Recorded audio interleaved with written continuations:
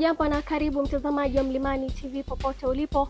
Kipindi hewani ni dondoo za Mlimani. Msomaji wako ni Sauda Kigola ambaye nitaenda kukupitisha katika dondoo za habari kitaifa, kimataifa, bila kusahau michezo na burudani. Na moja kwa moja nikianza na dondoo za habari kitaifa.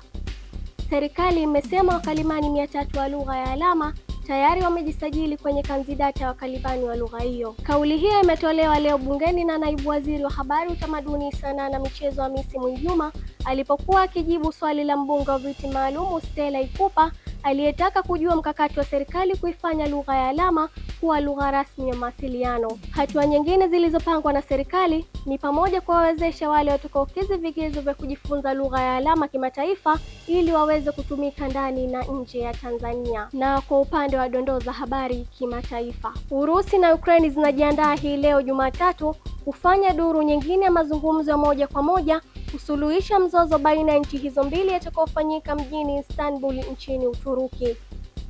Waziri wa mambo ya nje wa Urusi Sergei Lavrov amezungumza kwa njia ya simu na mwenzake wa Marekani Marco Rubio na kujadili juu ya matarajio ya mazungumzo hayo. Baada ya simu hiyo, Wizara ya Mambo ya Nje ya Marekani imesema katika taarifa kwamba Rais wa Marekani Donald Trump ametoa wito wa kuendelea na mazungumzo hayo ya moja kwa moja kati ya Urusi na Ukraine ili kufikiwa suluhisho la mzozo huo wa zaidi ya miaka mitatu. Na kwa kutamatisha na dondoo za habari kimichezo, klabu ya Piramidi ya nchini Misri imetoa kombe la ligi ya mabingwa Afrika kwa mara ya kwanza kihistoria baada ya kuilaza Mamelodi Sundowns kwa magoli ya jumla ya 3-2 kwenye fainali.